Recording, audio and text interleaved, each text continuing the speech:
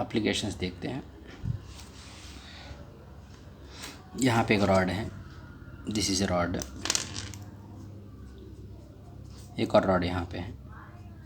Temperature बढ़ाने से इसका लेंथ इधर भी बढ़ेगा और इधर भी बढ़ेगा। टेम्परेचर बढ़ाने से इसका लेंथ भी इधर भी बढ़ेगा और इधर भी बढ़ेगा। तो इन दोनों के बीच का गैप जो है कम हो जाएगा टेम्परेचर बढ़ाने से। एक पॉइंट हो गया। दूसरा पॉइंट देखते हैं। ये कोई ऑब्जेक्ट ऐसे हैं, ये दोनों के बीच में है, ये पॉइंट और ये पॉइंट के बीच में कुछ तो गैप है यहाँ पे, कुछ तो यहाँ पे गैप है। टेम्परेचर बढ़ाने से ये इसका एक्सपेंशन इधर, इसका एक्सपेंशन इधर होके गैप कम होगा। अगर हम सोचेंगे तो बात गलत होगी। इससे पहले बात सही थी, लेकिन वही बात अब गलत है। तो फिर सही क्या है? सही बात ऐसी है, टेम्परेचर बढ़ाने से ये जो ऑब्जेक्ट है ऐसे एक्सपेंड होगा। मतलब एक्सपेंड होने के बाद, टेम्परेचर बढ़ाने से एक्सपेंड होने के बाद ऐसे होगा, ऐसे होके नया गैप इतना होगा, ये हो जाएगा नया गैप, ये नया गैप हो जाएगा। तो गैप जो है बढ़ जाएगा। एक ही ऑब्जेक्ट अगर हम बात करेंगे, यहाँ पे एक ऑब्जेक्ट नहीं है, इससे पहले कहानी में दो अलग अलग ऑब्जेक्ट हैं। दो अलग अलग ऑब्जेक्ट के बीच के दो पॉइंट्स के बीच का डिस्टेंस कम भी हो सकता है, ज़्यादा भी हो सकता है। देखेंगे यहाँ पे ये दोनों पॉइंट्स के बीच का डिस्टेंस कम हो रहा है। whereas these two points, if you talk about these two points, the distance between these two points is increasing. So अलग अलग ऑब्जेक्ट अगर है, if there are different objects, then distance between different points of the objects may increase or decrease. ये दोनों points के बीच का distance increase हो रहा है, ये दोनों पॉइंट्स के बीच का डिस्टेंस डिक्रीज़ हो रहा है। लेकिन एक ही ऑब्जेक्ट अगर हमारे पास है, if we have only one object, then definitely the distance between any two points increases. अब देखेंगे ये दोनों पॉइंट्स के बीच का डिस्टेंस, इससे पहले ये था, अब नया पॉइंट, यही पॉइंट यहाँ का ही होगा और यहाँ का ही होगा, ये पॉइंट यहाँ का ही होगा और दोनों के बीच का डिस्टेंस बढ़ गया। सो कोई भी दो पॉइंट्स के बीच का डिस्टेंस डेफिनेटली बढ़ेगा if the two points are related, means if the two points are related with the same object. एक ही ऑब्जेक्ट से रिलेटेड दो पॉइंट्स के बीच का डिस्टेंस हमेशा टेम्परेचर बढ़ने से बढ़ता ही है। यहाँ पे गैप जो है बढ़ रहा है, टेम्परेचर बढ़ने से यहाँ पे गैप बढ़ रहा है। Not only gap, distance between any two points definitely increases whenever temperature increases if the two points are in same object. अगर if the two points are in different objects, then distance between the two points may decrease or distance between the two points may increase. चलो आगे कहानी देखते हैं। Next कहानी में हमारे पास दो रॉड्स हैं, एक का लेंथ L2 है, एक का लेंथ L1 है। ये दोनों के बीच में कुछ तो डिफरेंस है। ये डिफरेंस जो है कांस्टेंट मेंटेन हो रहा है।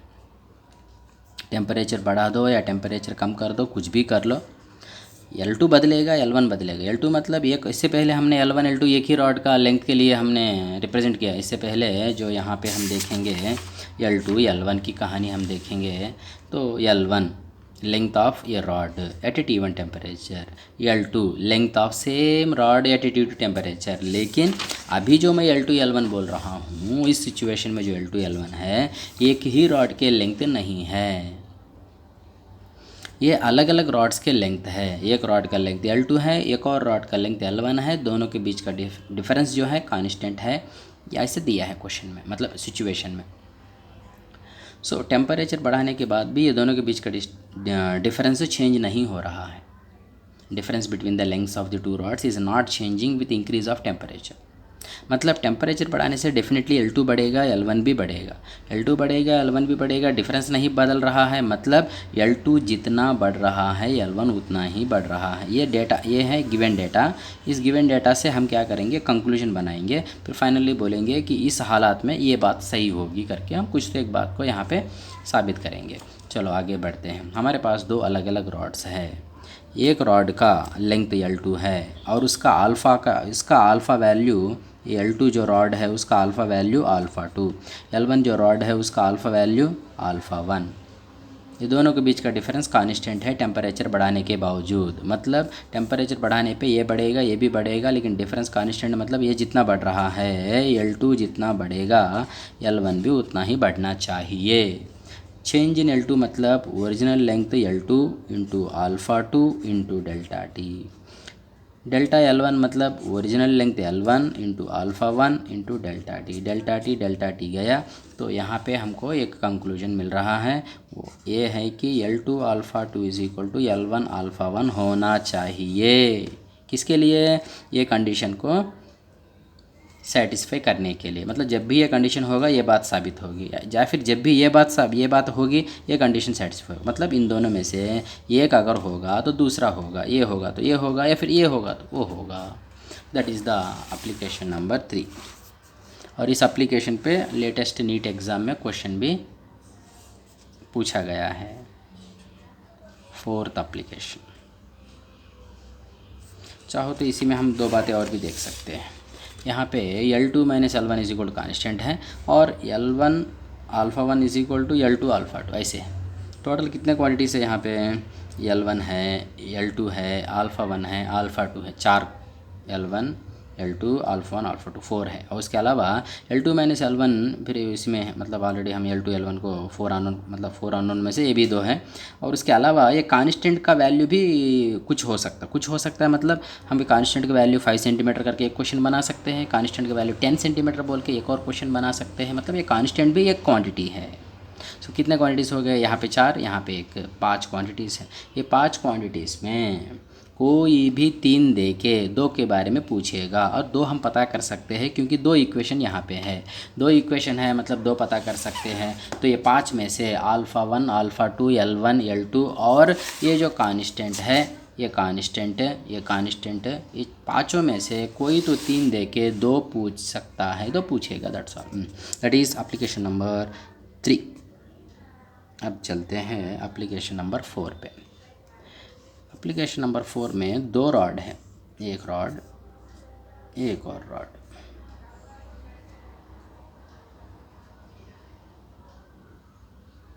एप्लीकेशन नंबर 4 में 2 रॉड है, एक का लेंथ L है, दूसरे का लेंथ भी L ही है। इसका अल्फ़ा का वैल्यू अल्फ़ा 1, इसका अल्फ़ा का वैल्यू अल्फ़ा 2। 2 अलग अलग रॉड है, दोनों का लेंथ सेम है, अल्फ़ा दोनों के अलग अलग हैं। और ख़ास बात यहाँ पे यह है कि इसका टेम्परेचर T1 है, इसका टेम्परेचर T1 नहीं है, T2 है। जनरली हम लेंथ जब देते हैं, 2 रॉड का लेंथ दिया मतलब दोनों का टेम्परेचर भी सेम ही रहेगा। अब यहाँ पे हमने 2 रॉड का लेंथ L1 L2 बोला गया है। 2 रॉड है, एक का लेंथ L2 एक का लेंथ L1। ये जिस टेम्परेचर पे इसका लेंथ L2 है उसी टेम्परेचर पे दूसरा रॉड का लेंथ L1 है। मेरी मतलब इसमें बोलने की ज़रूरत नहीं, कुछ नहीं बोला, मतलब वही सिंपल। यहाँ पे थोड़ा अजीब सी बात हो रही है। क्या है अजीब सी बात? अलग अलग टेम्परेचर पे 2 रॉड्स के लेंथ सेम है। अब क्वेश्चन ये है कि कॉमन टेम्परेचर क्या होगा? What is the common temperature at which their lengths will be definitely same. इसका लेंथ यहाँ से मतलब ये कॉमन टेम्परेचर पे इसका लेंथ यहाँ से L से बदल कर L1 हो गया मान लो, इसका लेंथ L से बदल कर L2 हो गया मान लो, और ये दोनों इक्वल होना चाहिए। क्वेश्चन ऐसी है, ऐसा कौन सा कॉमन टेम्परेचर होगा? दोनों का एक टेम्परेचर बताओ जिस पे लेंथ दोनों का फिर से सेम हो। वही लेंथ तो बिल्कुल नहीं होगा, टेम्परेचर बदल जा रहा है, वही लेंथ तो होगा ही नहीं। लेंथ, इसका लेंथ भी बदल जाएगा, इसका लेंथ भी बदल जाएगा, लेकिन दोनों का लेंथ बदल के फिर सेम होना चाहिए, ऐसा क्वेश्चन है। शुरू हो जाते हैं। जो इन्फॉर्मेशन दिया है वहीं से शुरू करना पड़ेगा। L1 is equal to L2।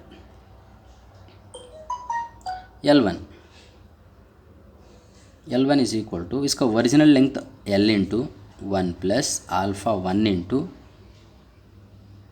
Delta T. Delta T मतलब final temperature TC minus initial temperature T1। ये हो गया L1 का कहानी। L2 का कहानी में L2 new length is equal to original length, दोनों का ओरिजिनल लेंथ सेम है, L ही है, 1 plus alpha 2 into final temperature TC minus initial temperature T2। ये हो गया, ऐसा इक्वेशन बन गया। इसमें अब ये L गया, L जाने के बाद 1 1 भी जाएगा, तो बचेगा क्या, alpha 1 T C minus T one is equal to alpha 2 T C minus T two. इसमें कितने क्वांटिटीज है देखो,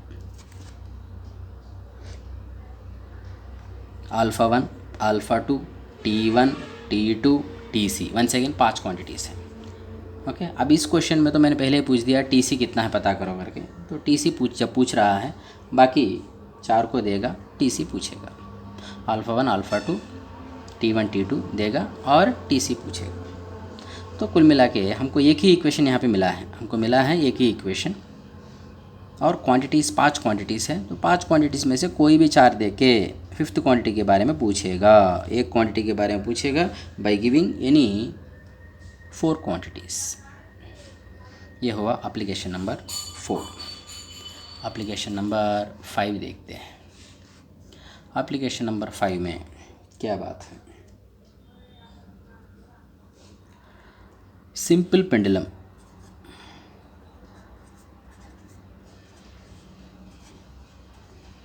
से रिलेटेड है। ये कोई पेंडुलम है, इसका टाइम पीरियड इसके ऊपर लिखा हुआ है टी, जो भी उसके ऊपर टाइम पीरियड लिखा हुआ है वही उसका टाइम पीरियड हम मानेंगे। सो हम मानते हैं इसका टाइम पीरियड टी है और उसका टाइम पीरियड टी ही है, वो सही भी है। लेकिन टेम्परेचर अगर बढ़ जाएगा तो ये लेंथ जो है बढ़ जाएगा। लेंथ बढ़ जाएगा तो टाइम पीरियड टी से बढ़कर टी प्लस डेल्टा टी होगा। सो टेम्परेचर, सुबह हमने एक्सपेरिमेंट करना शुरू किया, कब दोपहर हुआ पता ही नहीं चला, टेम्परेचर कब बढ़ गया पता ही नहीं चला, और टाइम पीरियड इसका कब बढ़ गया ये भी पता नहीं चला। हमको तो लग रहा है उसका टाइम पीरियड टी ही है, लेकिन वो बदल के टी प्लस डी टी हो चुका है। इसका टाइम पीरियड हम टी ही मान रहे हैं, बट एक्चुअल में ये एक्चुअल कहानी है जो हमारे नज़र में नहीं है। हमको तो इमीडिएटली टेम्परेचर बढ़ रहा है, यल बढ़ रहा है बोल के इसके ऊपर टी प्लस डेल्टा टी बोल के ये पूरा इसके डिजिटल जैसा लिख के तो आने वाला नहीं है। उस पर टी लिखा हो तो टी ही हम मान रहे हैं। अब सडनली इसका मतलब सराउंडिंग टेम्परेचर बढ़ने की वजह से, लेंथ बढ़ने की वजह से टाइम पीरियड जो इसका बढ़ चुका है, जो टाइम पीरियड बढ़ने वाली बात है यहाँ पे हमको डिस्प्ले होने वाली नहीं है, हमको पता चलने वाली नहीं है। फैक्ट ऐसे हैं, लेकिन हमारी जानकारी में सिर्फ टी इसका टाइम पीरियड जैसा हमको लग रहा है। अब यहाँ पे अगर ये पेंडुलम एक ऑसिलेशन कंप्लीट करेगा, ये पेंडुलम अगर एक ऑसिलेशन कंप्लीट करेगा तो हम बोलेंगे टी टाइम हुआ, हम बोलेंगे एक ऑसिलेशन इसने अगर कंप्लीट किया तो हम बोलेंगे टी टाइम हुआ, बट एक्चुअली टाइम हुआ है टी प्लस डेल्टा टी। एक ऑसिलेशन में जो टाइम होता है, अगर एक ऑसिलेशन की बात हुई तो एक ऑसिलेशन अगर यहाँ पे हुआ तो एक्चुअल टाइम जो हो चुका है टी प्लस डेल्टा टी है, लेकिन हमको लग रहा है, मतलब हम जो मेजर कर रहे हैं हमको लग रहा है कि सिर्फ टी टाइम हुआ है, तो हम मेजर करेंगे टी टाइम हुआ, हम बोलेंगे टी टाइम हुआ। एक्चुअल टाइम हो चुका है टी प्लस डेल्टा टी, तो एक्चुअल टाइम से हम डेल्टा टी पीछे है, हमारा मेजरमेंट एक्चुअल टाइम से डेल्टा टी पीछे है, तो हम बोलेंगे loss of time is delta T. Loss of time delta T हुआ इन ये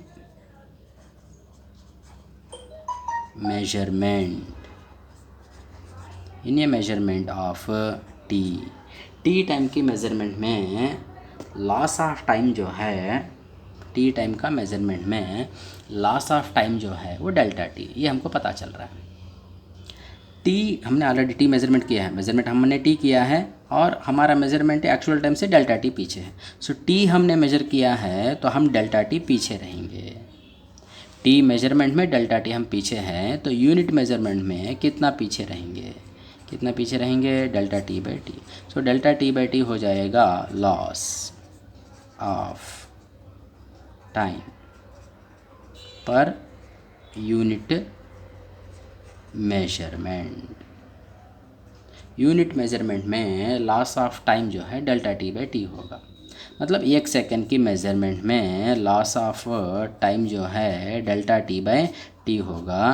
तो एक डे के मेज़रमेंट में, एक डे मतलब कितने सेकेंड्स होंगे, 86400 seconds is nothing but 1 day. So 1 day के मेज़रमेंट में कितना लॉस होगा, 1 सेकेंड की मेज़रमेंट में delta T by T loss है, तो 86400 सेकेंड्स नथिंग बट 1 डे में रहने वाले सेकेंड्स में कितना लॉस ऑफ टाइम है, ये पता करने की कोशिश करेंगे। तो बन जाएगा 86400 into delta T by T. So this is loss of time per day. The loss of time per day is equal to 86400 into delta T by T. But एक कहानी यहाँ पे देखते हैं, but T proportional to root L, so delta T by T is equal to 1/2 into delta L by L, that is equal to 1/2। Delta L होता है L alpha delta T by L, so ये बन जाएगा 1/2 alpha delta small T, delta capital T by T is equal to 1/2 alpha delta small T. तो इसको हम लिख सकते हैं 86400 into delta T by two के प्लेस में, डेल्टा टी बाई टी के प्लेस में 1/2 अल्फ़ा डेल्टा स्मॉल टी लिखेंगे। अब ये बनेगा 43200 alpha delta T. Ultimately this is the formula for loss of time per day. The loss of time per day is going to be 43200 alpha delta t. The loss of time per day. ऐसा time loss होगा कब, time period बढ़ेगा तो time loss होगा। यहाँ पे time period बढ़ रहा है, इस कहानी में टाइम पीरियड बढ़ रहा है और टाइम लॉस हो रहा है। तो टाइम पीरियड कम होगा तो टाइम गेन हो जाएगा, टाइम पीरियड कम अगर होगा तो टाइम गेन हो जाएगा। मतलब यहाँ पे देख लेते हैं एक बार, अगर टेम्परेचर बढ़ने के बजाय कम होता है तो लेंथ जो है कम होगा, लेंथ कम होगा तो टाइम पीरियड जो है टी माइनस डेल्टा टी होगा। तब एक ऑसिलेशन के बाद एक्चुअल टाइम जो है टी माइनस डेल्टा टी होगा। हमारा मेजर टाइम टी ही रहेगा, तो हमारा टाइम जो हमने जो टाइम मेजर किया है that is delta T more than actual time. तब हम एक्चुअल टाइम से आगे है, तब हमको बोलना पड़ेगा gain of time, gain of time. So gain of time is delta T in A measurement of T करके बोलना पड़ेगा, और ये पूरा कहानी लॉस के बजाय गेन पे चलेगा। सो टेम्परेचर बढ़ेगा तो लॉस होगा, टेम्परेचर कम होगा तो गेन होगा, टाइम का गेन होगा।